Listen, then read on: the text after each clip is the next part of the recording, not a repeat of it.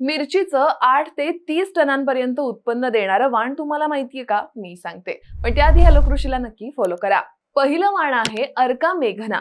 या जातीची मिरची ही गडद हिरव्या रंगाची असून मिरचीची पानं लांब असतात. झाडं 150 ते 160 दिवसात तयार होतात. या जातीचं उत्पादन प्रति हेक्टरी 5 ते 6 टन असतं. वाळलेल्या लाल मिरच्या आणि 30 टन हिरव्या मिरच्या एवढं उत्पन्न मिळू शकतं. दुसरं वाण आहे अर्का श्वेता. या मिरचीची लांबी 13 सेंटीमीटर आणि जाडी 1.2 ते 1.5 सेंटीमीटर एवढी असते. याचं उत्पादन प्रति हेक्टरी 4 ते 5 टन असतं. सुक्या वाळलेल्या लाल मिरच्या आणि 28 टन हिरव्या एवढं उत्पन्न मिळू शकतं. दुसरं वाण आहे काशी सुर्ख. या वाणाची झाडं ही 70 ते 100 सेंटीमीटर एवढी उंच आणि एकदम सरळ वाढतात. याची झाडं 50 ते 55 दिवसात तयार होतात.